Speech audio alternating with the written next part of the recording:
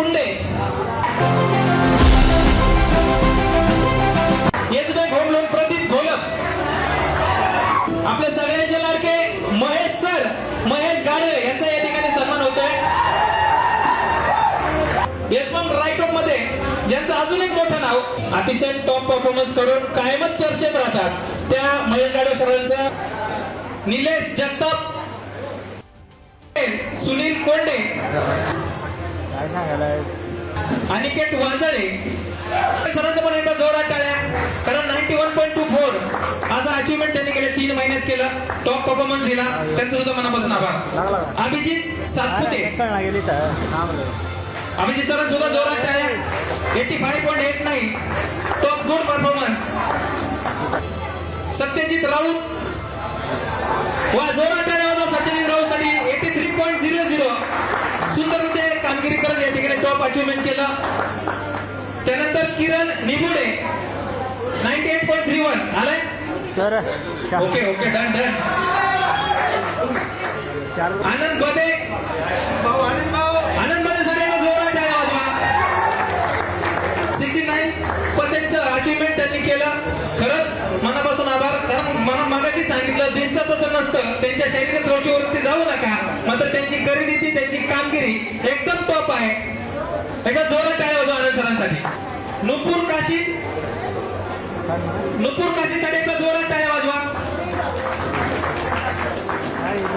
4,76,000 सारस्वत बँकेमध्ये कलेक्शन, एकदा जोरात टाळ्या वाजवा.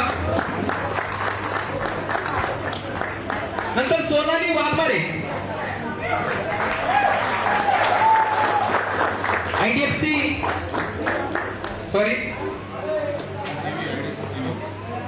सिव्ही मध्ये दर महिन्याला टार्गेट अचीवमेंट करून देऊन टॉप 3 मंथ मध्ये 93.42 मध्ये त्यांनी अचीवमेंट केलं, खरंच मनापासून आभार सोनाली वाघमारे.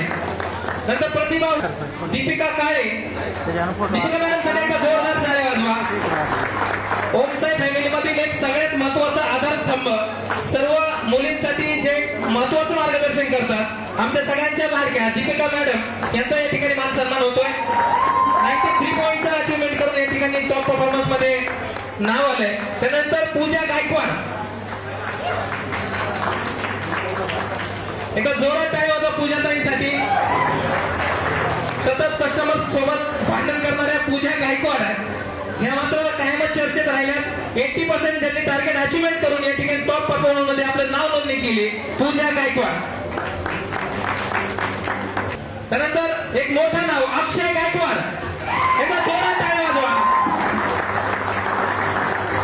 आता सिम्बा ऐकला, आता सिंघम ऐकला, मात्र याही वरचा टायगर ज्याला म्हणलं जातं अक्षय गायकवाड, पुष्पा फोड झुकेगा नाही साला. यानंतर दत्ता नगरची आन बान शान सलमान हुंडेकरी, एकदा जोरात टाळ्या. नंतर ओमसाई मध्ये एक मोठं नाव, एक मोठा आधारस्तंभ, सगळ्यांना एक सांभाळून घेणार एक उगवतं नेतृत्व